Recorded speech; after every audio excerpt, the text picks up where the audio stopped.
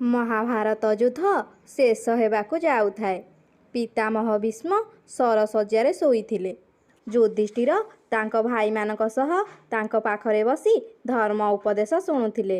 ସେହି ସମୟରେ ଦ୍ରୌପଦୀ କହିଲେ, ପିତାମହ, ମୋର ଗୋଟିଏ ପ୍ରଶ୍ନ ଅଛି। କୁହ ଝିଅ। ଭୀଷ୍ମ ପିତାମହ ସ୍ନେହରେ କହିଲେ। ହେ ପିତାମହ, ମୁଁ ପ୍ରଥମରୁ କ୍ଷମା ମାଗି ନେଉଛି। ଏ ପ୍ରଶ୍ନଟି ତେଢ଼ା ଅଟେ। ପୁତ୍ରୀ, ଯାହା ପଚାରିବାର ଅଛି ନିର୍ଭୟରେ ପଚାର।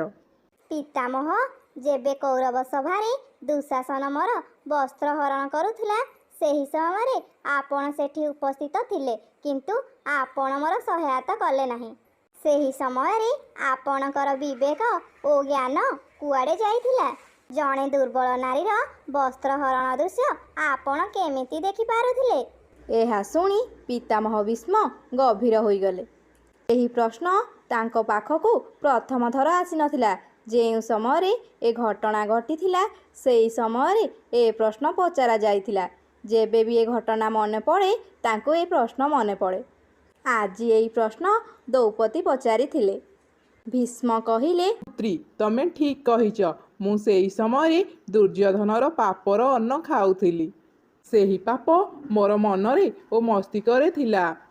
ମୁଁ ଦେଖୁଥିଲି ଯେ ଅତ୍ୟାଚାର ହେଉଛି, ହେଲେ ମୁଁ ବନ୍ଦ କରିପାରୁନଥିଲି।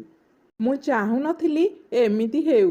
ମନା କରିବାର ସାମର୍ଥ୍ୟ ମୋ ପାଖରେ ନଥିଲା। ତାପରେ ଦ୍ରୌପଦୀ ପଚାରିଲେ, ଆଜି ଏହି ଜ୍ଞାନ କେମିତି ପ୍ରକଟ ହେଲା?